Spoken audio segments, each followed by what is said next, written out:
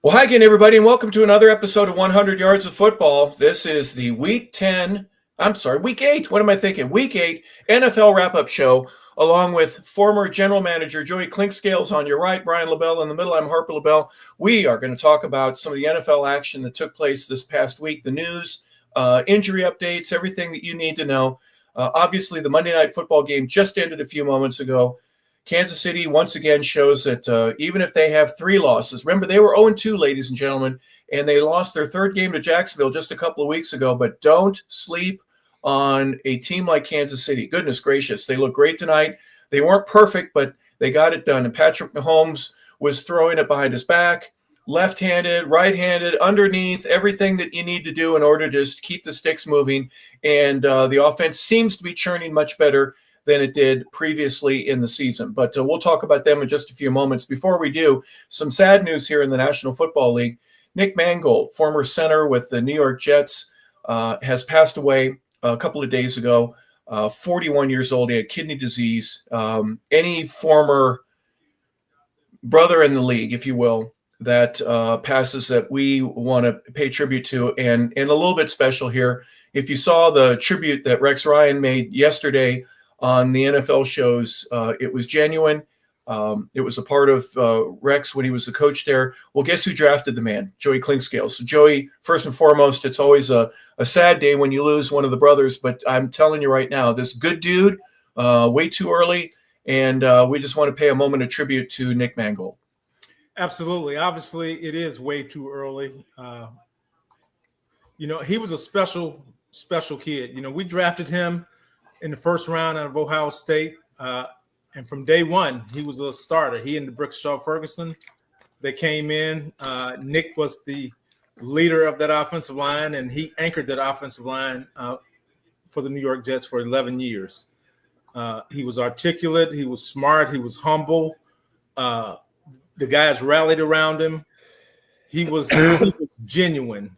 He was a Ohio kid. He loved Ohio State. He loved his friends. The linebacker that played, I can't think of his name right now, but played with the Packers. He was a first-round pick, too, for a long time out of Ohio State. They grew up together. They played high school ball together. I mean, they grew up together. So, he paid a tribute to him a couple of days ago as well. But Nick Mango was a special individual, and it's really difficult to see guys that meant so much to the game of football, but more importantly, meant so much to the people he was surrounded by. He leaves behind a wife and I believe 4 children. I could be wrong, but I think it's 4 children. And it's obviously it's sad for the family, especially given the type man he was. So I would implore all the friends and family of the Mangolds to make sure you support the family, wrap your arms around the wife and the children, be there for them in this time of great loss. But Nick Mangold was a special individual and a special man. It's funny when you bring up what you did. He was articulate. He was a leader. Probably a really tough dude. If you get in a bar fight, you'd want to have him on your side, if you know what I mean. He's not going to start the fight, but he might finish it, if you know what I mean, in a good way or a bad. It's just you see the big guys, the long hair, the tats in some cases, the facial hair, and there can be an intimidation factor. But when it comes down to I'm taking care of my family, which is my football team, the offensive line, the offense, and then any other jet that comes in, you're part of me. There's a factor that you don't think about when you're talking about these big dudes, but there's I'll call it a militaristic moment where we're here to take care of each other, and we're going to. And Nick obviously was able to do that at a level where even the upper management, the front office, is going, this dude's special. Absolutely. I mean, guys that have tats, I mean, those are surface things. That's on the outside. It tells you a little bit about their personality, but it doesn't really tell you about the kind of heart and soul that the person has. And Nick, the long hair, he was a typical offensive lineman. I mean, I'm not going to go into all the things that offensive linemen do, but hey, anybody that played football, we all know they do it. We all know. And Nick did it too, right? Yeah. But he was a salt of the earth kind of guy. I mean, he was a good individual. He was a good human being. He was a good man. He stood up for the guy beside him. It didn't matter where he was from, what he was doing. I mean, that was his teammate. That was his brother in arms. And that's the way he acted. Yeah. And he'll be missed by a lot of people. Yeah. And 11 years, I mean, he was there for quite a while, and he knew everything that the defense was supposed to show you and knew it before they even did it in many cases. And just a great loss here for the league. And obviously for the Mangold family, we send out our best, and our prayers and thoughts are obviously with restoration in any way, shape, or form that can provide some healing and ease the grieving process. We get to the games now. There were 6 teams, gentlemen, that took the week off. They got a bye. Rams, Seahawks, Raiders, Lions, Cardinals, and Jaguars. It's funny that a lot of the teams are in first place in the division. Jacksonville's tied. Well, they're behind the Colts. They're 4-3. Detroit is 5-2. They fell behind the Packers right now. The Green Bay is 5-1-1. Seattle and Los Angeles are 5-2. The Cardinals are 2-5. But be that as it may, a much needed time of rest for them. There were a couple of fewer games, so our show will be a little bit shorter here tonight, ladies and gentlemen. Hopefully that isn't such a good thing for you. You want to hear us what we have to say. But any thoughts and perspectives? I think the Lions, as much as anybody, from a defensive perspective, guys, would really appreciate a couple extra days to get some of their cornerbacks, some secondary. But always the bye week comes when there's a time for healing for most teams, and we get a couple days off, and then we get back to the rest of the season. Yes, the bye week came at the right time for the Lions in particular, and maybe even the Raiders. I mean, the Raiders, they're in a little bit of disarray right now. They're still trying to find who they are, which is, not a good thing right now from the standpoint of if you're 8 games into the season, 7, 8, 9 games into the season, you pretty much know who you are. You kind of know what you can do, what you can't do, where you need help, the strengths of your team, the weaknesses of your team. And I think for the Lions in particular, this is a time for them to get healthy. I mean, they've dealt with a lot of injuries, as a lot of teams have, but those guys in particular, they've dealt with a lot of injuries. And I think they know what kind of team they have, the kind of team they want to be, where their strengths are. So that team, the Seahawks, the Rams, they have a really good sense of who they are right now. So the bye week has come along at a time where they can kind of get healthy and continue on the path they're on. Joey, before we move on, and Brian, give me just a second. Joey, the due diligence aspect from a general manager standpoint, you self-scout. You look, what do we always do on third down, and why are we still doing that? What's the benefit from a coaching perspective of these extra few days to look at what we do and try not to be so predictable? Right. Well, and then you hit it on the head, the predictability. So you're trying to be less predictable after the bye week. So the things that we were doing on third down, some of the calls we were making on third down, those are the things we'll change up. If we have been a heavy run team on maybe second down, we'll change that up some. So those things, and again, we'll try to go out. We'll look at other teams. We'll look at other teams' rosters. We'll try to figure out where we can improve ourselves before the trade deadline, which I believe is next Tuesday. Mm-hmm. So there are a lot of things going on behind the scenes to kind of help build where you are. And speaking of the trade deadline, now, I mean, if we're a team that, everybody thinks, well, I shouldn't say everybody. There are a few teams that think they're one player away, and nobody's ever one player away.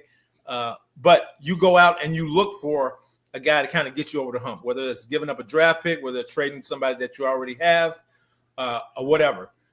You're combing the waiver wire for guys that maybe get cut or want to quit, like the receiver did from the Titans.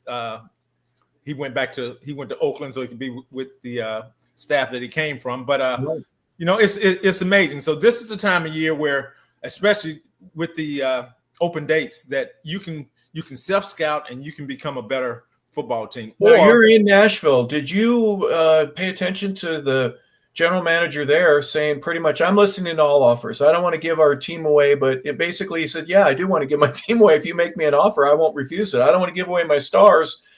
Maybe you do though, right? Is that is this phone ringing off the hook now?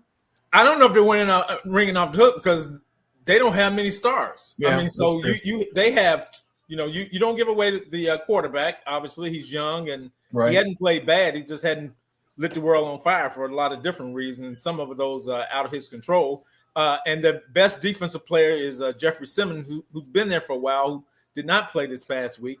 But as far as I'm concerned, there's not another guy on that roster that's I wouldn't listen to as far as a trade is concerned. If it's going to help us get better, you don't trade guys just to trade them. If you're going to make a trade, then it's going to be for something that maybe it doesn't help you this year, but that draft pick will help you better your team in the future. Yeah, if you're in desperate need of an offensive or a defensive tackle, or there's a linebacker or tight end that might be available that is ready to go, that's of interest. Brian, your thoughts here on the bye week and any in particular teams capturing your attention in terms of I wonder what they're going to do during their week off.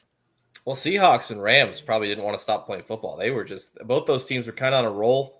They kind of hit stride. Now, obviously, if you got to have a good bye week and you have vets and they're experienced, you go get some rest, you come back and you're right back at it. But Lions were looking really good. Obviously, they need to get healthy on defense. But the secondary, the practice squad guys look fantastic. A lot of credit to them. And, we forget what they did to Tampa Bay just a few nights ago. But Raiders and the Cardinals kind of had to do some soul searching, right? Maybe they went on a retreat as a team and they said, all right, we got to figure out what we need to do to win some football games. But I think this is kind of the time when you want to have the bye, right? Right around week 8, between there and like week 10, because you can get healthy. You retool. A lot of times you get to reset and, make your final push for really the home stretch. Because a couple of these teams, like we said, they're in first place or knocking on the door. The Jaguars, unfortunately for them, are just, they're the same division with the Colts, so I don't know if a bye is going to help them catch up with those guys, because I don't know if there's a team playing better football right now than Indianapolis. Well, let's look at some of the action. We'll start with the Monday night game that just finished. 28-7 is the final. Kansas City, they're 4-1 at home.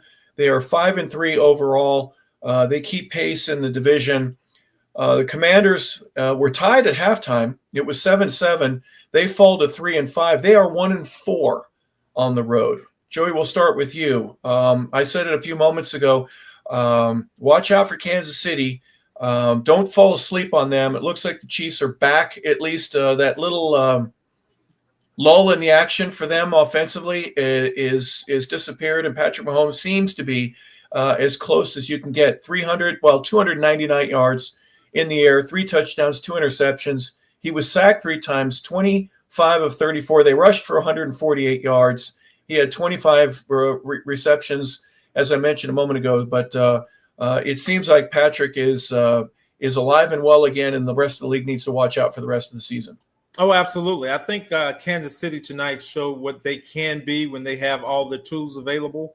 The first half, they started slow. I mean, Patrick had a couple interceptions.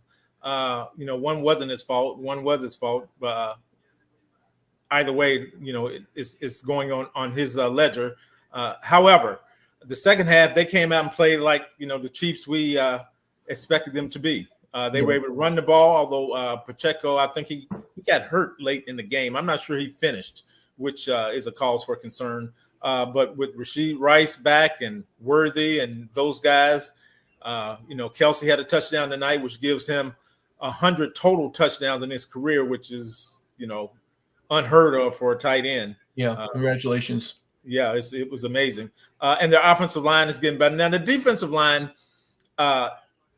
especially the first half, they really didn't do a whole lot, and Jones didn't do a whole lot in the game at times. But, they'll continue to get better on defense. But offensively, they're becoming the Kansas City juggernauts that we have known them to be for the past 7-8 years or so. Give me a quick perspective of Steve Spagnuolo, the defensive coordinator, and how important he is to the organization, because everyone thinks offense, but you know what? They only gave up 7 points. In the NFL, that is hard to do. It doesn't matter if Marcus Mariota is your quarterback or not on the other side. Spagnuolo is I won't call him a genius. I hate that word because it's used so much around certain communities that it doesn't mean anything, if you know what I'm talking about. But he really is. He's creative. Plug and play is just as much, but the importance, Joey, of how important it is for their defense to be able to slow down other offenses so that even if my offense in Kansas City isn't on a full 100% level that night, you keep us in the ball game and we got a chance to win. Well, I think Kansas City plays a bend that don't break kind of defense. They play a lot of shell coverage. They don't play a ton of man-to-man, but what they do is they scheme and disguise a lot from the standpoint of his ability to have 7-8 guys in the box, and on the snap, the picture changes. I mean, he may have 5 guys on the line of scrimmage, and guess what? 3 guys are rushing, and the other guys are backing out of there. Or he have it the other way around, and then you'll see 32 blitz, and you'll see 44 blitz. So it all depends on the quarterback that game, and I think it's game plan specific. I don't think it's just something he goes in. I think he does a good job of knowing the opponent, knowing the strengths and the weaknesses of the quarterback. And obviously, I think Mariota, if I'm not mistaken, I could be wrong, but wasn't he a backup in Kansas City like 2 years ago, maybe 2 or 3 years ago? He was in Philly 2 years ago, but after the Falcons, I know. Maybe not. Maybe I'm getting him confused with someone else, but maybe I'm getting him confused with Wentz last year. But anyway, it's amazing how Spagnuolo's able to do that, make a game plan specific. So, some quarterbacks, he's not going to blitz a lot because he knows the quarterback is smart. He's going to get rid of the ball. But other quarterbacks, especially if they aren't mobile, he's going to bring some heat, and he's going to bring it from different angles. He's going to bring the corner at times. He's going to bring that star or that slot from time to time. So that's the thing about him that I think is unique, the fact that they play bend and don't break, and the closer you get to the goal line, usually the tougher they become. Brian, you and I about 45 minutes ago were watching this game, and they ran a double reverse with a little bit of a flea flicker and some other stuff. And a guy, if it wasn't for Bobby Wagner and his 500 years in the league, another linebacker would not have covered as tightly as he did. But there's a go to the manhole cover, make a break where the blue car is, and then go to the street light, and I'm going to hit you there. It's almost as if it's comical watching their offense just add little nuances in almost for fun. And I think when they put a play in, there's got to be someone in that room that's kind of laughing, going, there's no way we're going to actually get away with this. And it works in practice. They put it in a game.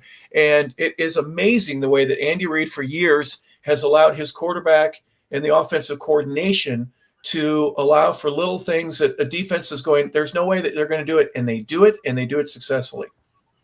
Yeah, I think there has to kind of be a level of trust. I think if there's one guy in the league who has it, it's, Mahomes. And obviously you had that with Favre, but I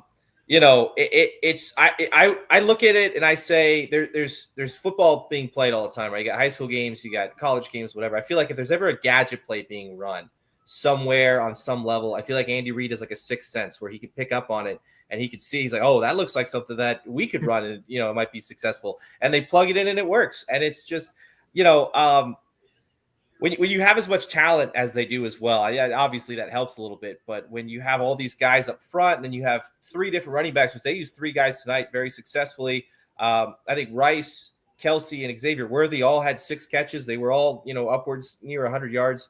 When you have that much talent, I think it works. When you have a good coach, it works. And they have both of them together. And it's just it's funny sometimes, and they just, when you're up a couple touchdowns in a game, you can maybe run some of these gadget plays and just try to keep defenses guessing. But yeah, the play tonight, Noah Gray's got a walk-in touchdown if Bobby doesn't, put his foot in the ground and pivot and go back and say, oh shoot, I got to cover this guy. But we kind of forget about how much talent on the defensive side too, because we just finished talking about Spagnuolo. They got Karlaftis and Bolton and Jones and McDuffie. They got a ton of names, guys that kind of get overlooked because it's Patrick Mahomes' team, but top to bottom, these guys they got talent. They could just flat out play. Well, they are 5-3 now. They're tied with the LA Chargers at 5-3 in the division. The Broncos are 6-2, so they're just a game out. And at the halfway point, who's worried? If you're a Chiefs fan, there's nobody. It's not going to happen, especially when you get to see them look as good as they did here tonight. So congratulations, Kansas City. Another Monday night win for them. Let's go to the Thursday night game. This is between the Vikings and the Chargers. 37-10 is the final in Los Angeles. Chargers, as I said, they go to 5-3 when they win it. Minnesota falls to 3-4 overall. They're 2-2 on the road. But Carson Wentz has an injury. I'll get the official word in just a second. But Joey, we'll start with you. Thursday night, you don't need a quarterback problem in Minnesota, and I think you've got another one. Well, I mean, the numbers weren't great. He was 15 for 27 for 144 and a touchdown and an interception, but he was harassed all night. The Chargers harassed Wentz all night long. I mean, Mack had a sack. You had another kid, I can't think of his name. He had a sack. Matter of fact, he might have had two. But they can't get it right, Minnesota, from the standpoint of Wentz. He's playing hard. He's just not real efficient in what he's doing, and the offensive line is not blocking great. So he's running a lot. He's got that. It looked like a shoulder. It might be an elbow, but it really looked more like a shoulder because every time he fell on it, I mean, he reached for it, and he played in a harness. So you could season-ending surgery for Carson Wentz to repair a left shoulder injury that he originally suffered on October 5th while playing in place of the injured starter J.J. McCarthy. He's been playing with a dislocated shoulder and a torn labrum and a fractured socket. Is that all? So, goodness gracious. McCarthy is set to come back, but he's going to be rusty. I don't wish ill will on the Vikings. I just say, man, that's a tough place for anybody to be in right now. They're in a whole world of hurt offensively. Desmond Ridder was signed. He was on the roster 3 weeks ago, and Brett Ripien from the Colts practice squad are also going to be in camp with them. Whether or not they start or play, we don't know. Joey, I'm sorry, I interrupted you with that. Give me what else you got here on this game. No, it's obviously the Chargers did a really good job. You had Vidal to rush for 117 yards. Herbert played great. I mean, he had one interception, but he had 3 touchdown passes. He was able to spread the ball around. McConkey had a really good night. He caught a nice touchdown in the corner of the end zone. The chart, and Alt is back playing healthy. He's healthy, and you know what? They're beginning to round into form of the team that we thought they were going to be early in the year before all the injuries happened. So they're in a good position. Go ahead, Brian. Yeah, I think if you're Minnesota, I think this is kind of it puts to bed the Wentz versus McCarthy debate, right? Because now Wentz is done, so it's the McCarthy show. He should be back. He should be healthy. They had 11 carries for 34 yards in this game. The Vikings did. Aaron Jones didn't do much anything. I think Jordan Mason did 4 carries for 3 yards. So That's not going to cut it. I don't care who the quarterback is, especially if you're going to bring McCarthy back and you want him to thrive. They got to be able to run the football and build off of that. You have the receiving core. They got a ton of talent on the outside, but that's just not going to get it done. The Chargers dominated this game front to back. It really wasn't even as close as the game finished. No. It was still a blowout, but give a lot of credit. The Chargers defense played really, really well. Khalil Mack is back. He's healthy. Oronde Gaston, their tight end, who's been phenomenal the last handful of weeks. He might be a diamond in the rough. I think he was a 5th round pick for them, if I'm not mistaken. But Oronde Gaston Jr. Yes, the second. Sorry, he's got the second. Yes. I watched his dad play. Yes. Yeah, I was watching highlights from his dad earlier. They said, hey, he looks an awful lot like his dad. He caught a touchdown as well.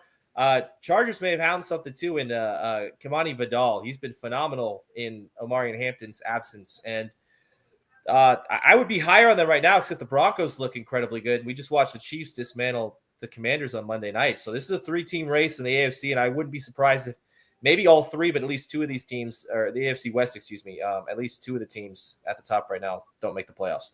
Well, Brian, you mentioned domination there for the Chargers, and they actually did. But another team that was a hot lava dumpster fire in Miami ended up doing some domination here in Atlanta.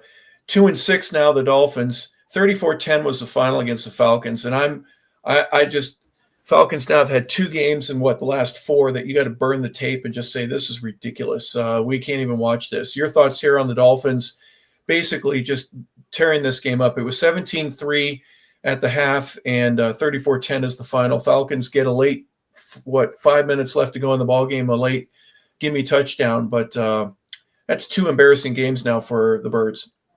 This one's at home too, and this is a game they kind of needed.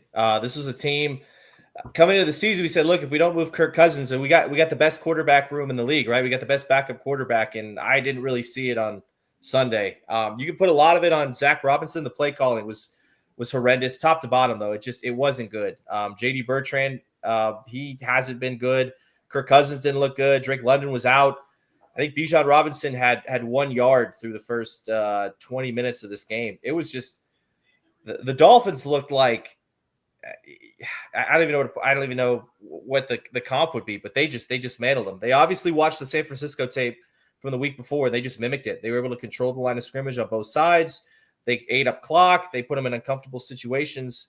And I'll say this about the Falcons offense. A lot of predictability, right? Years ago, we had the cheating scandal in baseball where the Astros were stealing. They had the cameras. They're banging the trash cans. They're stealing pitches. And they would interview pitchers on, hey, how do you feel about this? And, what's the issue and this, that, and the other. And they said, look, versus the steroid era to where we are now, I would much rather face a guy who's on steroids and cheating in that regard incredibly strong than knows what I'm going to throw next. And it seems like the Falcons offense, they're tipping their pitches. Teams know what they're going to do next based on the motion or whatever it is. And it's really, really difficult, even if you're a talented guy, to overcome that. But it's just there's not a lot of good going on in Atlanta right now the last couple of weeks. Joey, we've talked about the Jets, and by the way, we'll get to them in a second. They win their first game. The Dolphins are in a world of hurt. There's some other teams, but Atlanta can't win at home. And I've said this for years. If I'm a visiting team going to Atlanta, just stay in the game, guys, because one way, shape, or form, somehow or another in the fourth quarter, the Falcons will give you a chance to win in that building. There has not been a less intimidating building in the league, in my opinion, for a road team to come in and go, yeah, we can win here. What's the big deal? The Falcons' record at home proves it. It's just not a home field advantage here in Atlanta. Your thoughts here, and just any of what I was saying, that as an organization, the players, the coaches, the upfront office, the guy that takes the trash out, if we go play Atlanta, they're gonna give us a chance to win the ball game. Well, I think you have to do a deep dive if you're the Falcons right now, because you need to figure out on a couple fronts. If Penix is our quarterback, what are we going to do to put the best players around him to be the most successful? B, defensively, how can we manage our team to where we can compete defensively week in and week out, just not on away games, but at home too? How can we rush the passer consistently? Okay. And C, our best player cannot run the ball, have 9 carries for 25 yards in a game, let alone a home game. Okay. So we need to figure out, is it coaching? Is it players? Is there something we're doing wrong during the week that's causing us not to be ready every other Sunday? So we need to do a deep dive into what we're doing as an operation to find out where we can improve and how we can get this thing on track, because we're going to waste away a really good running back, and he'll be a free agent in 2 or 3 years, and there'll be no reason to stay there if we don't get this on track. You're very kind to just say, well, we got to protect Penix, and offensively we got to do some things. Defensively, we got to do something. It could be coaching. For you to stop right there, I think there's a lot more holes in the boat, and they're taking on water. Even the rats are getting life jackets and going, this is not going the way we want. But when you're a 500 team, you're going to win a game, you're going to lose a game. You might lose 2 in a row, but you're going to win 2 in a row. And the Falcons are below 500, but at least that's what they have going for them, is that they got a chance to win the next game. But unfortunately, just a nice repair game for the Dolphins, and a 34-10 victory. They go 2-6 with the win on the road. Next game, as I mentioned, ladies and gentlemen, the New York Jets have they're off, as Chris Berman would say, off the schneid. They get their first win. They're 1-7 right now, 39-38. Guys, I'm going to tell you right now, Joey, I'll start with you. Bengals were way ahead. It was 10-0 after the first. It was 24-13 at halftime. There's no way we're going to lose this. Well, guess what? The the Jets pulled out a little bit of a mini Denver Broncos and scoring 23 fourth quarter points to come from behind. 39-38 is the final. And Joey, your Jets with Justin Fields have thrown for 244 yards and a touchdown, get their first win of the season.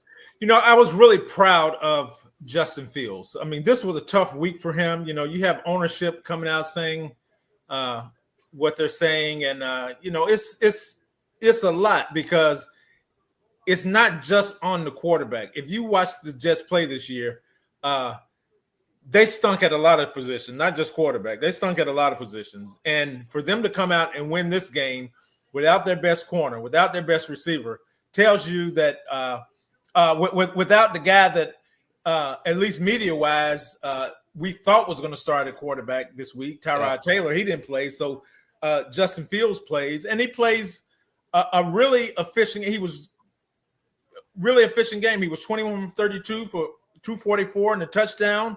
But the thing that helped is Breece Hall ran like crazy, and Breece Hall threw a touchdown pass on a running back pass. And but coming back from where they came, it showed you that no one in that locker room has given up. And someone mentioned that this will tell you the true character of what the Jets have in that locker room, because once the owner came out and said what he said, that really gave a pass to everybody to quit. But I think they followed Justin Fields. They were on his they were on his side here, and like, we're going to show this guy what we're made of, and we're going to come out and play hard and win this game. And I think between that and they knew before the game what was going on with Nick Mangold. So I think they had added pressure to come out and play hard this game. Yeah, interesting perspective there. Brian, your thought here. Joe Flacco throws for 233 yards, 2 touchdowns, no interceptions. You would think that, well, that's enough, but obviously the defense, and you've mentioned this on numerous occasions, at least for the Bengals so far this year, the defense just they can't hold anybody when they really need to, and that's been a real hole in their boat. Yeah, the Bengals had 180 yards on the ground, too. Chase Brown had a great day. Samaje Perine scored a touchdown. I will say this. You got to give a lot of credit to the team rallying around Justin Fields, right? He had a really tough week. I mean, he talked about it. He was emotional after the game, the press conference. He said, he was crying in his room. He said it was very, very rough for him. And to be thrown under the bus kind of by ownership, and then to come out and they're, all right, Tyrod Taylor's going to be the starter and probably for the foreseeable future. And then you find out Friday that he's out, and then you're back in, and to just kind of be able to swallow all that. And then, this team, they were getting bullied. They were down multiple scores going into the fourth quarter, and they were able to rally, managed to win a very good game. Breece Hall, shout out to him. He played tremendously, but the roster rallied around their quarterback. That's really nice to see. If you're the Bengals, this is a tough one to lose, right? Just because the Steelers lost, and you had a chance to get to 500 and get right back there in the division. And they kind of let it slip away, but give credit to the Jets. I said it the other night, the most dangerous team is a bad football team that doesn't know they're bad. And the Jets didn't look like they were a football team that knew they were bad on Sunday. Yeah. Closest game of the week by far, 39-38 again is the final. Jets get their first win. And what turns out to be another of many blowouts this weekend, 21 third quarter points. They get a safety to close out the games, but the Patriots, 32-13. We'll start with you, Brian. Some issues there for the Browns at 2-6, but the Patriots at 6-2. Goodness gracious. I don't know if anybody thought that they would be in this position halfway at the mark, in the season. They're just winning the old-fashioned way. Drake May doing enough to win and getting enough points to where they can pull away from people, and it's not even close at the end of the ball game. Congratulations to the Patriots. Yeah, it's looking like Drake May might get some MVP consideration the way he's playing right now. He's slinging it around. Stephon Diggs, Kayshon Boutte. They got a two-headed monster at running back and tight end right now. They're just everything they're doing is kind of working. The defense has been spectacular. This is a game that, you came in and talent-wise were better than the Browns, right? We should beat these guys, and they did. They beat them thoroughly. It wasn't particularly close. The Browns kind of hung around the first quarter, a little bit into the second, but obviously the Browns are gonna have their growing pains, right? Dylan Gabriel's still got to progress. He's got to grow. Harold Fannin Jr. looks really, really good. Quinshawn Judkins unfortunately got banged up in this game, but Patriots are for real. They're right up there with the Bills and the AFC East, and the AFC playoff picture as a whole right now is shaping up to be very, very competitive. And there might be one or two really good football teams that unfortunately won't be playing come January. Joey, Drake May throws for 282 yards. He's got 3 touchdowns and interception. They run for 177 yards. Is this a lunch pail thing? Are they taking the proverbial, path that their coach is leading for them? Or is this just a pretty good football team that's starting to believe in themselves in a way that they're going to be scary good if they keep playing like this throughout the rest of the season?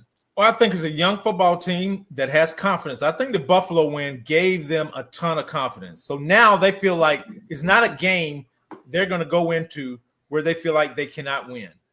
And they're just young enough and talented enough to believe that. Now they have veterans, Stephon Diggs, and they could actually really use another receiver if we're being completely frank about their needs coming to the trade deadline. They can use another receiver, but they can run the ball. They're physical. They're smart and tough on defense. They have in Gonzalez, they have a really good corner over there. They have safety. Yeah. So they have a couple playmakers at every level. The Patriots do. And hey, they have great coaching with a young quarterback that's definitely ascending. The Browns, probably have the best defensive player in the National Football League. Yeah. Myles Garrett had 5 sacks, and if they didn't take him out of the game when the game was out of hand, he might have had 8. And that's just the reality of it because he's that good. But after that, they have a corner that's pretty good from time to time. They have a safety that's okay. But they struggle in a lot of different places. And offensive line, they're struggling. They're not great. I mean, and you're playing with a young quarterback, obviously. You do have a couple tight ends that are pretty good. But really, they don't scare you on the edges, on the outside from a speed or talent perspective. We talked about the running back, Junkins, who's been playing pretty well for them this year, but he missed some time during the game. So they're almost at the point where they can say we're going to throw in the flag and start building for next year. Yeah, they're pretty close to that. Yes. It's a shame that they are, but you're dealing with a rookie quarterback and another one on the bench that is waiting for his opportunity to play. Browns fall to 2-6. Patriots are 6-2. Next game we're going to look at, Giants fall to 2-6, and the Eagles are soaring again at 6-2. Remember, they got booed off the field a couple weeks ago, and now they get to play 38-20 as the final there. Cam Scatabo, I think, surgery on his ankle today? It was yesterday. He already had it. Yep. Yeah. Is Jackson Dart still giving you flashes, Brian, where you go, I know he's not there yet, but in 2 or 3 years, this kid is going to be something special? Or is he just a bright light on a bad team that went against a very good team? I can't remember who it was, but it was in the fourth quarter. It was early on.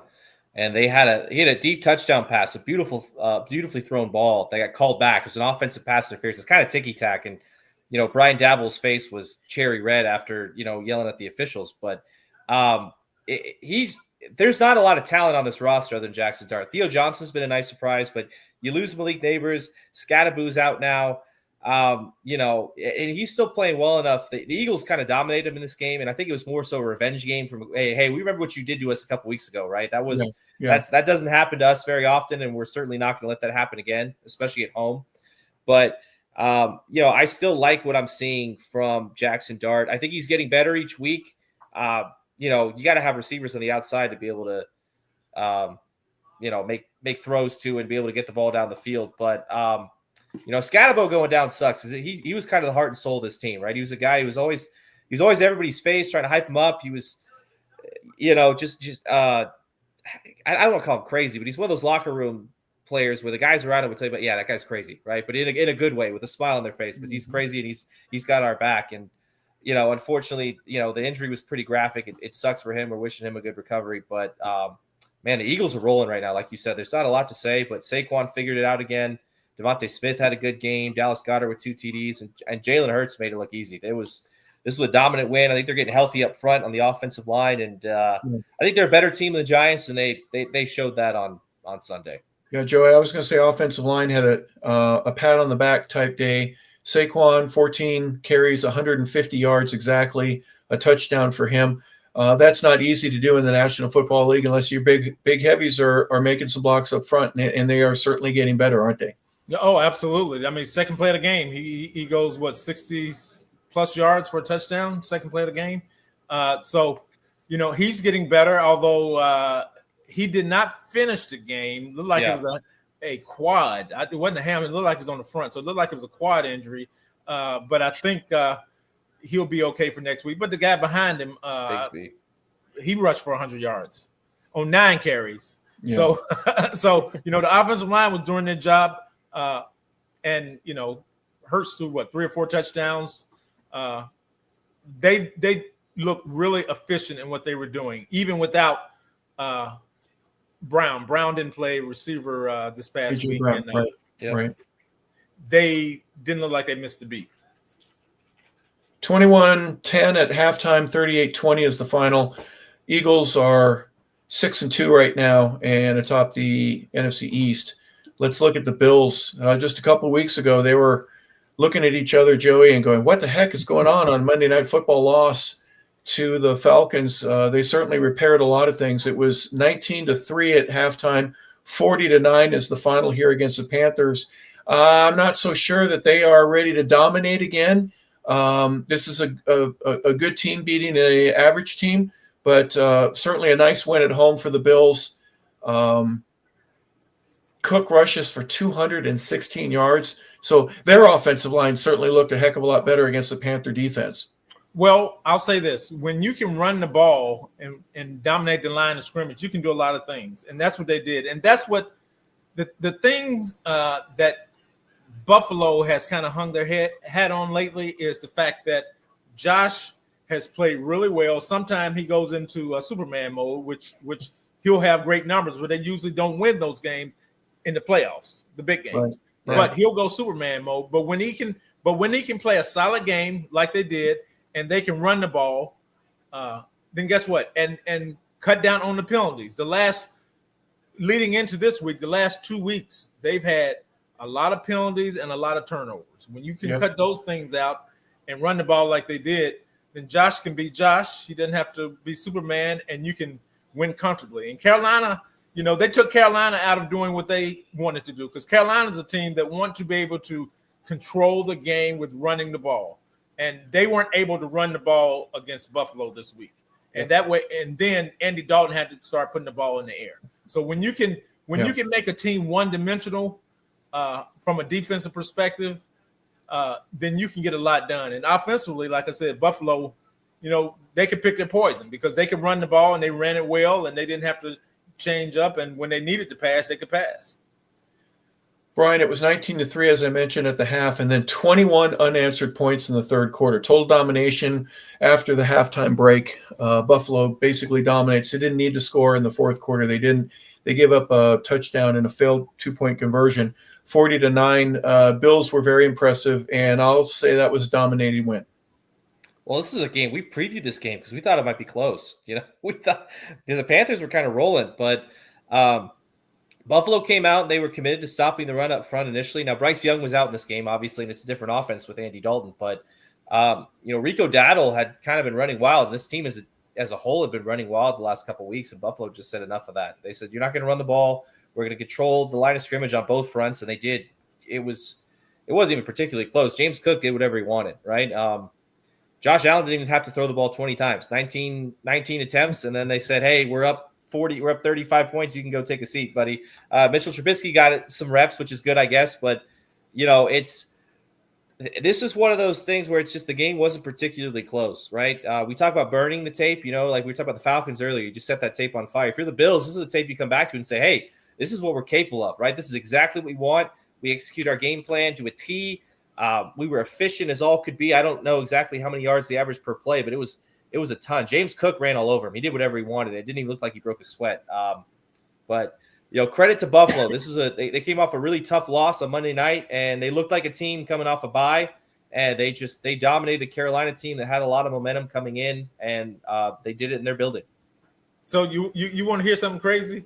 I didn't mean to cut you. You want to hear something crazy? So Atlanta beat Buffalo, right? Yes. Yes. Yeah. Buffalo beat Carolina, and Carolina shut out Atlanta. Yeah. What are we doing? Yeah. Wasn't even close either. Two of those games That's weren't even the close. transitive property from Yeah. geometry. If A equals B and B That's equals C. Yeah. And, The Falcons beat up on them too, which is it would have been a 3-score game all around. It's crazy. Yeah, but Bills are 5-2, and the Falcons and the Panthers are far from that. Let's look at the next game that we want to talk about. 30-16 is the final here. It was 10-6 at halftime. The Ravens were ahead. They scored 2 touchdowns in the fourth quarter, 1 in the third. I'm not going to say the Ravens are back right now, but if there was a team, Joey, that needed this win, it was the Baltimore Ravens in front of their home fans against a team that they should beat. Bears fall to 5-3, or excuse me, 4-3. Pardon me. But this was, I won't say it was a must-win, but it was almost a must-win, was it not? For what John Harbaugh and the rest of the Ravens are going through this year. Without question. I mean, the defense finally looked more like the defense that we're used to seeing for the Ravens. And Caleb Williams, we'll get to him in a minute. We're going to talk about the Ravens. What the Ravens did is they played a really sound game of football. The quarterback did some really good things. He didn't try to overdo things. They were able to run the ball. I mean, they ran Henry was 21, had 21 carries for 71 yards, which aren't great numbers, but he was efficient. He scored 2 touchdowns. And if you can continue to run the ball, then the play action things will open up. Okay, so it's the threat of the run that helps the play action, which Baltimore was able to do. I mean, Hundley was efficient. He was 17 for 22 for a touchdown and 186 yards. So he was really efficient. And the fact that they were able to run the ball and the running back got off the snide pretty early helped them control the pace of the game. And again, defensively, Caleb Williams didn't play bad. He just didn't play great. He had the key interception late in the game that was really that might have been the biggest determining factor in the game, because he hadn't played bad. He just didn't play great in spurts, and he made some plays with his legs. He got out of trouble a couple of times and made some great plays. But this was a bad loss for Chicago. This was a must win for the Ravens, but this was a bad loss for Chicago. Yeah, Caleb throws for 285. Brian, they rushed for 96 yards, no touchdowns and an interception, as Joey mentioned just a moment ago. We had a chance, right? It was close at halftime, but we didn't get anything in the third quarter. It was a little too late. We gave up 4 more points than what we scored in the fourth. And the Bears need to win games like this in order to be playoff worthy, if you ask me, especially in the division that they're in right now. Green Bay and Detroit still look like, those are teams that we would beat, and we're on the right end of a 30-16 victory. Bears are getting closer, but they're still not quite there yet. Yeah, I mean, coming in, the Ravens were reeling. They announced late that Lamar wasn't going to play. I think it was the day before, Saturday, if I'm not mistaken. So it was, one of those things where I think a lot of that locker room believed that he was going to be out there on Sunday up until that point. But, they didn't need him. And they rallied behind Tyler Huntley, who played a very efficient game. I think it was 17 or 22.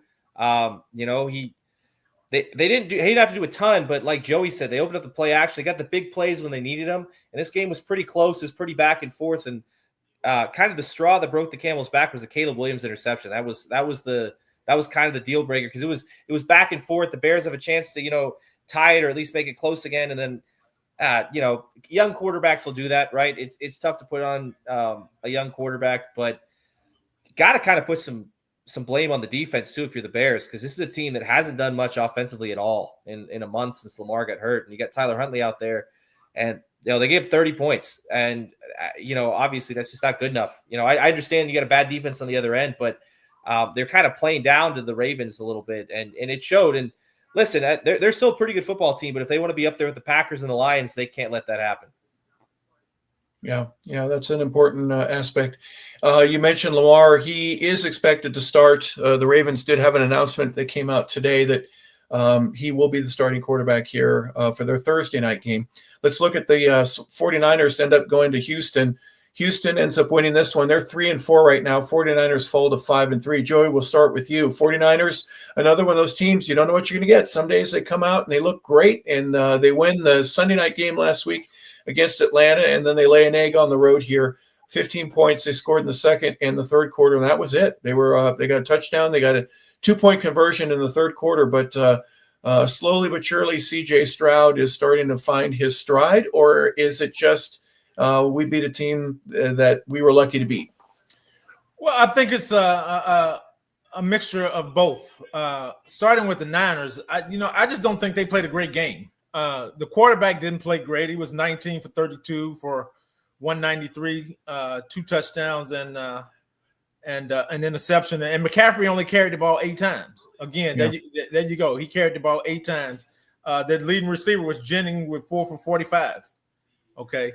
So they didn't play a great offensive game. And some of that has to do with the fact that Houston has a pretty good defense. Houston can rush the passer, so they got after him some. Yep. And CJ, I'm still not sure what to make of him now. Statistically, he played a really good game this week. Okay, but we've seen games where he hasn't. So I'm still not sure where he is. I mean, this was obviously his best game of the year. His top receiver was out, but he was able to spread the ball around to a lot of different people, which was really effective.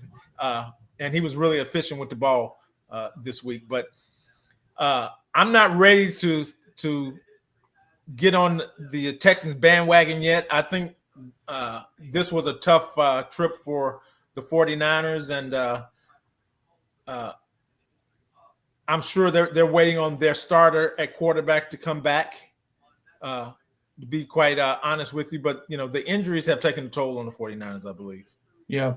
Well, with the bye week, Brian, 49ers actually fall out of first place. If they had won, they would have leapt a game ahead, but they're a half game now behind at 5-3 behind Seattle and the Rams. Both of them are at 5-2, and they, oddly enough, had byes individually and along with the Cardinals. But tough loss here for San Francisco. Yeah, I couldn't run the ball at all. McCaffrey didn't really get going. This Texans defense is good. They played a phenomenal game on Monday night against the Seahawks. It's just the Seahawks defense played a little bit better than them. And Stroud kind of struggled. But, when Nico Collins was ruled out, Kirk was ruled out as well. He was without his top 2 targets. He played a phenomenal football game against a defense that, we weren't sure what was going to happen after the Fred Warner injury, and they played a very solid game against Atlanta. But give the Texans some credit. This is coming off a short week, coming off a tough loss, and it was a game they had to have, right? This is a game they needed to win to keep pace in the AFC. They beat a San Francisco team that still got some weapons on offense. George Kittle was back. He scored a touchdown. But San Francisco looked outmatched for a lot of this game. Mm-hmm. The Texans played a really good football game. They ran the ball well. Offensively, they just looked superior. Defensively, they had Mac Jones just uncomfortable all day.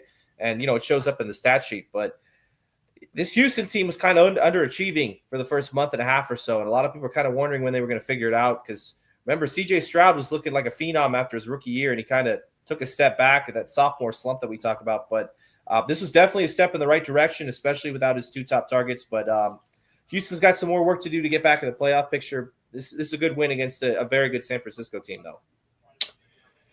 Yeah, it was a nice shot in the arm there for the Texans. Let's go to New Orleans. Guys, you know the joke that, what do you call a dog that only has 3 legs? It's blind. One of its ears is missing. Its tail is a mess. It's got mange. You call it lucky, right? Because it found a home. Baker Mayfield, we may want to call him lucky. He doesn't have a running game. All his guys are out except for his tight end. No receivers. Offensive line's kind of beat up. He throws for 152 yards, no touchdowns, no interceptions, and they end up winning by 20 points against a very bad Saint team. Have to admit, there's a little bit of luck involved with some of that. Or is he just pretty darn good, and the defense played lights out? Only giving up a field goal to any team at home is certainly a well-deserved day. Brian, you told me at once the Saints had a goal line stand, and they come off the field. They're all jacked. Everybody's ready to go. And then Spencer Rattler throws a pick 6 on the next play. Yeah, it was kind of an ugly pick six too. It's a defensive lineman stiff arming your quarterback into the ground pick six. That's never a good one. But Nope. Saints are they're looking for answers, man. I don't think it's this year. I think it's they're a year or two away from being able to compete with the Bucs, with who they're going to have to if they want to win the division. But they're kind of reeling. They're looking for answers. Kamara's not playing great football. Chris Olave is playing pretty well, right? Raheem Shaheed had a decent football game, but defense kept him in it as long as they could. And they actually did really well, especially their red zone defense was spectacular on Sunday. So give them some props for that. But everything else was ugly. The offense was just bad. Rattler wasn't very good. Shaw wasn't very good. There wasn't a lot to write home about if you're the Saints. And if you're the Bucs, really, there wasn't a lot offensively either. They didn't do a ton. The defense won them this game. They played a phenomenal game, a complete game. Anytime you hold a team to 3 points, you got to be proud of that. It's not a shutout, but it's the next best thing. You keep by the end zone all day. And Tampa showed why they were the best team in the division on Sunday. They rushed for 88 yards, Joey. They threw for 152 offensively. They get they're ahead 7-3 at the half, 23-3 is the final. Spencer Rattler throws for 136. They had 48 yards on the ground, did the Saints. So I'm saying any team that gets less than 50 yards, they've been dominated by the defensive front, or at least the front seven. And it's easy to say. Here's the one thing I want to say with you, Joey, and you tell me if this is not an interesting stat right now for a 6-2 ball club. They're 4-1 on the road. Wait till they get to enjoy some home cooking for a while. They're going to have a few games at home before they got to go back on the road again. Tampa is in a very good spot right now at 6-2. They're in a great spot, and guess what? They won this game because of their defense. Yeah, this was a defensive game. It wasn't a pretty game to watch aesthetically on TV. However, defense wins championships, and defense certainly won this game for Tampa Bay. And quite honestly, the Saints defense didn't play bad, to be quite honest with you. And, they caused Tampa Bay some problems. So I think from a scouting perspective, a team scouting perspective, those teams will see what New Orleans did against Tampa Bay and try to do some similar things. But this was a big win for Tampa to be able to win convincingly when you don't play your best and you're on the road gives you a lot of hope and kind of tells you what kind of team you have. You have a team that's got a lot of character to you. And Baker was as fiery as always, even when he wasn't playing. He wasn't playing his best. But again, they found a way to win a game, and they're still leading that division. Yeah, all the things you hit it, the check marks. Yep, we did this. Yep, we did that. Defense. Yep, Baker played. Yep, 6-2. No reason to be ashamed of the Bucs right now. Not perfect, but certainly as close as you can get. What are they doing right now, Brian, in Dallas? Are they pulling their hair out again? We got our offense. It's all fixed. Well, no, it wasn't against the Broncos. They did score 24 points, but defensively, Broncos dominated. 44-24 is the final. The 3-4-1 Cowboys lose against the 6-2 and 4-0 at home Denver Broncos. Your thoughts on this one? Well, firstly, I want to give a lot of credit to Bo Nix. He played a phenomenal football game. Very efficient. He did have the one mistake, but other than that, it was a very clean game. The offense kind of did whatever they wanted, which is, kind of be expected because the Cowboys defense hasn't a lot of injuries, some weird injuries too, right? But, not a lot going on the defensive side of the football for the Cowboys in their favor. But one thing that I found really interesting in this game is the Cowboys offense was in a position where they're saying, wait till we get CeeDee Lamb back, right? George Pickens is playing well. Ferguson's playing well. They're running the ball well. And the Broncos watched a lot of film. And they said, we're going to take Jake Ferguson out of the equation on offense and see how they respond. And they did not respond very well. Ferguson was held catchless. And, we talk about the Broncos secondary, which Surtain got hurt in this game. And I don't know the extent yet, but he's looking to miss some time. Yeah.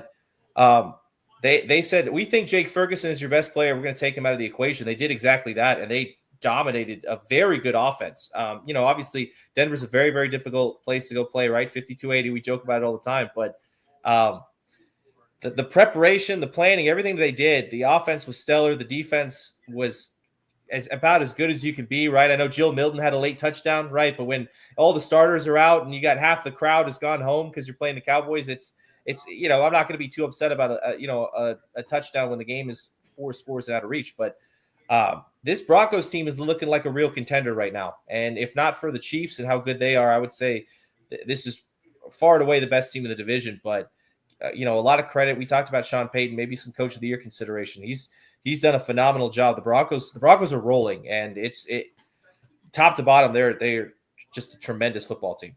Yeah, they went to the throwbacks, Joey. They went with the old light blue helmet with the big D on it, and the horse blowing the smoke out of its nose, and 247 yards, 4 touchdowns for Bo Nix.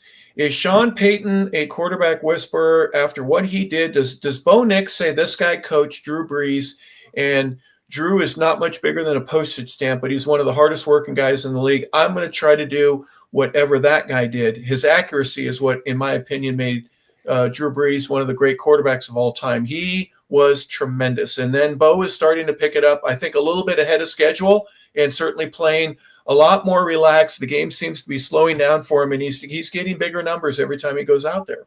I think the game is slowing down for him. I think the one thing he has shown to be is accurate, and even he's becoming more accurate down the field on the intermediate to deep balls.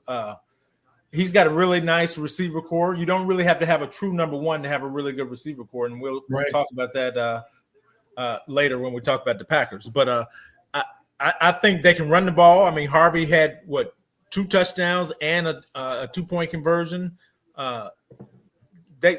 Denver is a really good football team, but really, they're really better on defense than they are on offense right now, and that's saying something because they can really get after the passer, and I think they've shown the ability to do that in almost every game this season that they've played.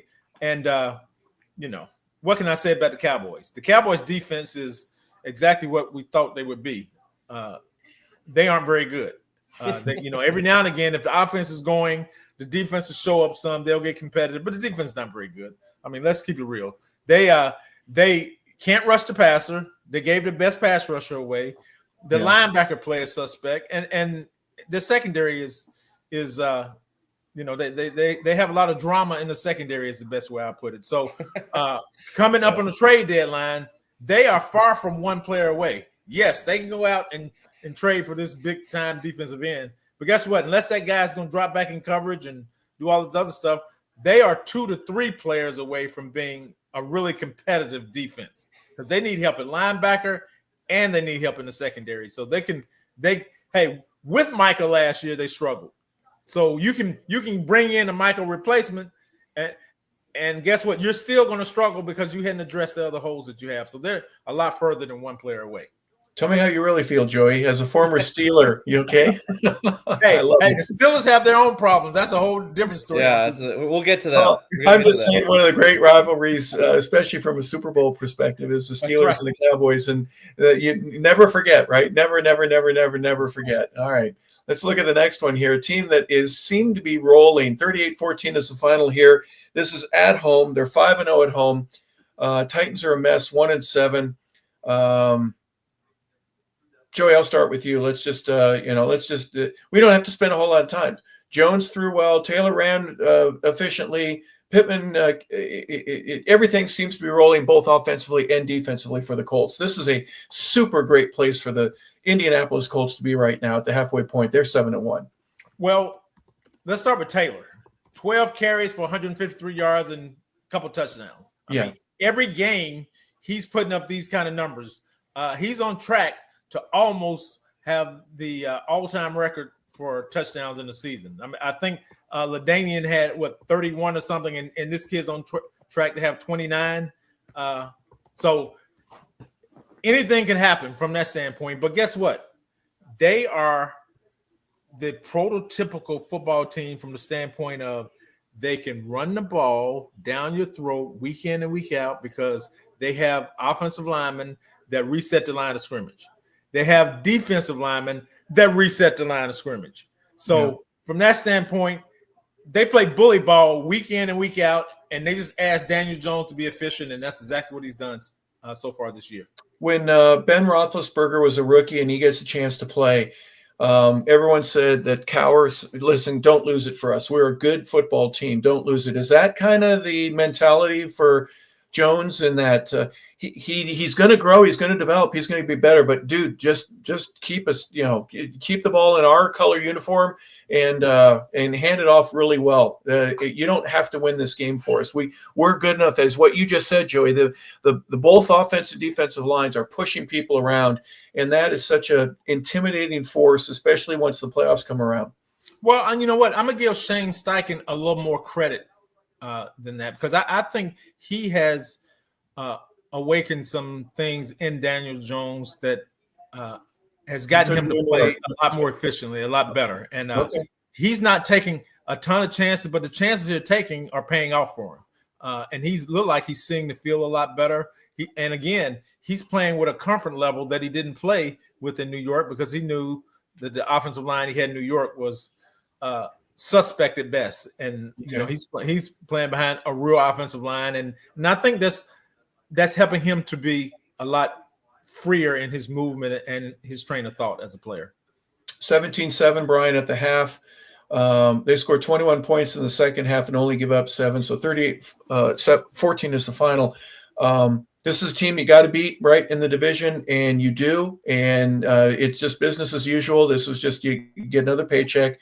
We're gonna rest up, and we're gonna get ready to fight for next week's game.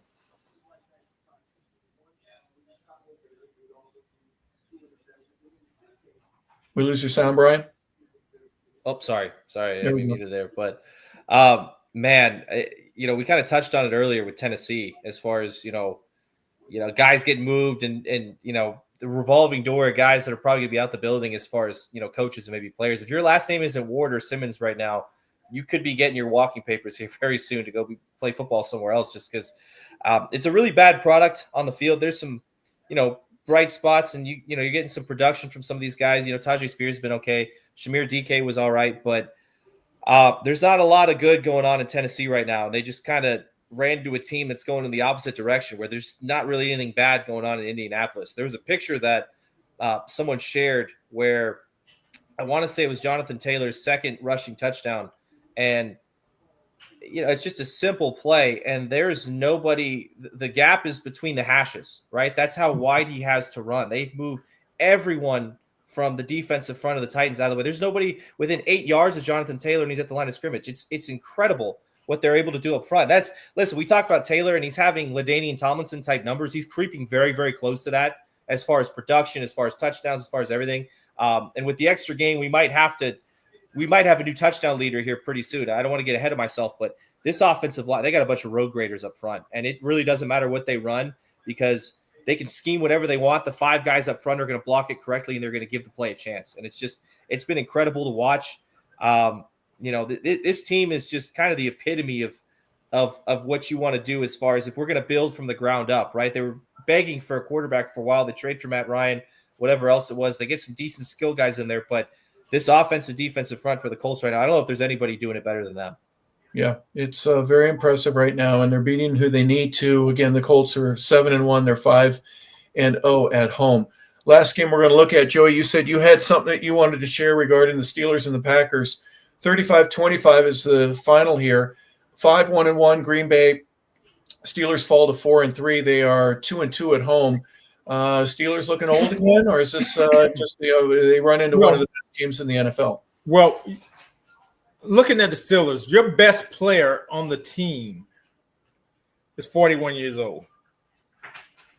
That tells you all you need to know, okay? Offensively, Aaron Rodgers is not playing bad football. He's actually playing pretty good football. He's playing winning football. They need help at receiver.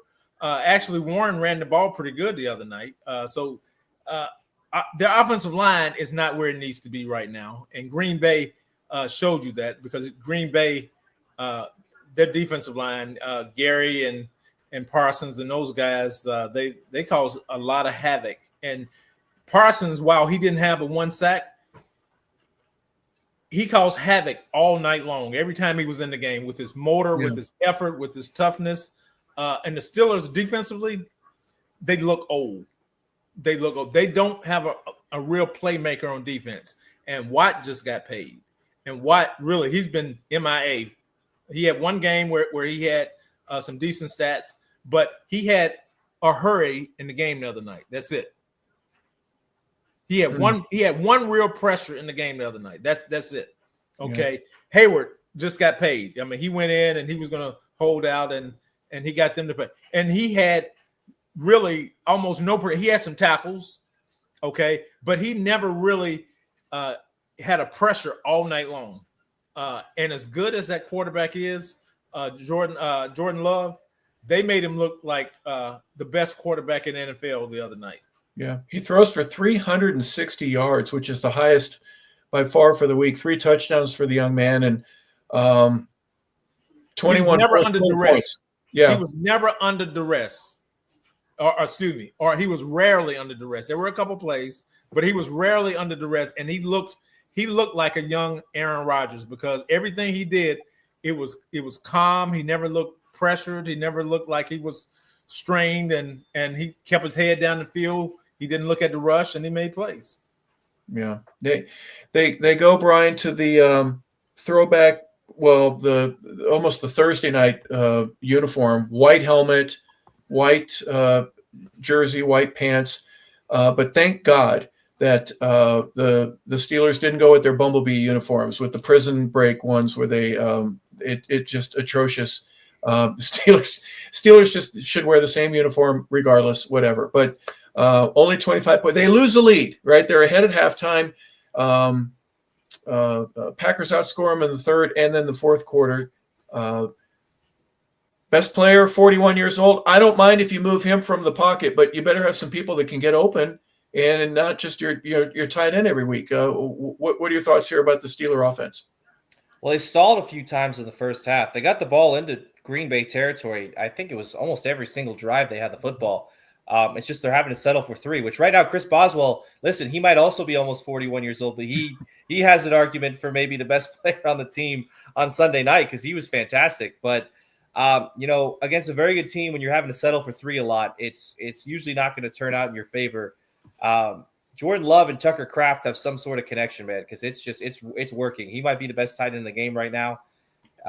Christian Watson came back. He had a couple of really big catches, and they got vertical with him too, which for a guy coming off a major ACL injury, that's good to see. Good to see him back and healthy. But this is the time of the year where the Steelers kind of, it's kind of make or break under Mike Tomlin, right? This is either a team that's going to finish 9-8 or 11-6, but it's really going to come down to what they're going to do over the next month. I would argue they lost by multiple scores, but they were in this game for most of it. They were ahead at halftime. So the wheels just kind of fell off. The Packers, made whatever adjustments they needed to at halftime, and it worked. And Pittsburgh just wasn't able to stop what they did offensively. I think there was a stretch where Jordan Love completed, I think it was like 20 passes in a row. And, I think they were referencing, I don't even think Rodgers did that in a uniform. They had to go back all the way to Favre in like 1993 when the last time that happened. But the stat that for the Packers that they showed is incredible, that Love, Rodgers, and Favre have started 97% of football games for him since 1992. And, the epitome of just being able to bring quarterbacks in to replace the next guy, the Green Bay Packers have solved whatever equation that is. And there's going to be a lot of teams trying to figure that out. But, we said once the Micah Parsons trade went down, this Packers team was for real, and they have real Super Bowl aspirations. And other than that hiccup that we had, against the Cowboys, where they kind of forgot how to play defense for a quarter or two there, that overtime thriller, this is looking like one of the most complete teams in football, maybe other than Indianapolis and Denver. Brian, you said earlier in the year, I think they may be a Super Bowl favorite, Green Bay. They're 5-1-1 right now. Do you still stick with that? Yeah, I think so. I think the litmus test was that Week 1 game against Detroit, where they dominated an offense that's looked very good since. The Lions have been rolling since that game, but they'll play each other one more time. And just as of right now, if Jordan Love plays anywhere near that level and the defense does what they did on Sunday and what they've been doing all year, this will be a very tough team, especially if you have to go to Lambeau Field in January and beat them at their place. Yeah, interestingly put. Joey, you've you heard Brian's stat, the Favre, the Aaron Rodgers, the Love, 97% over the past 25 years. You come from an organization when you were a player in Pittsburgh that's only had 3 coaches in the last 450 years. So consistency is a thing there. But the Steeler faithful will say at one point or another, we're so stinking good, I don't want to be as good because we never get a high first-round draft pick. We're always getting the 20th or the 27th best player. And by that time, some of the really good talent. Do you understand what they're saying there when they go, gosh, I wish we were in the top 10 at least every other year. So then we get a better body instead of getting some of the third and fourth and fifth best guys at a position. Well, yeah, I slightly understand that argument. You have to be willing to lose football games to understand that argument. And as a player, you don't really care about losing football games. Okay. No, and as a coach, you don't really care about losing football games. So to understand that argument, you have to be willing to really lose football games. Now, when you're in the middle of the pack, then right, you aren't good enough to get the top players, and you aren't bad enough to be picking up high. So it's a lot going on there. However, that's the point where you have to depend on your personnel and your scouting department and your coaching staff who evaluates players who they think can fit in their system. And I don't know if that's been what they've done great lately, is draft the right players for the Steelers system. Okay, now that being said, this past year, they've spent more money defensively in free agency than maybe they ever have. Okay, but the problem is they've invested in old currency, in old players, and old stock. I mean, Jalen Ramsey is past his prime. Slade is way past his prime. So then, unfortunately, at least at this point in the year, TJ Watt is not what he was 2 years ago or even last year. And Cameron Howard has got more gray hair than most guys do. Yeah, right? and he's not. I mean, he's doing okay. I mean, but he's not a $30 million player. So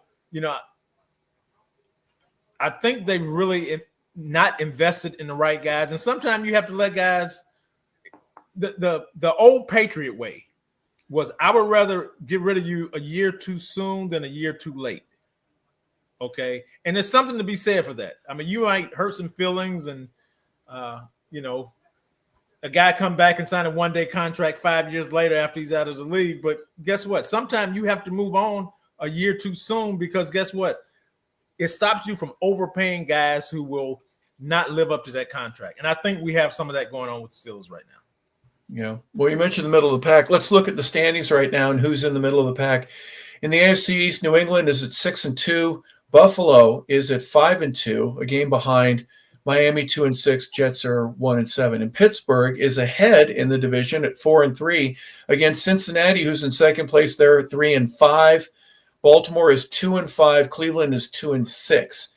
AFC South. Let's look. Indianapolis Colts have a pretty big lead right now here, just about the halfway point. They're 7-1.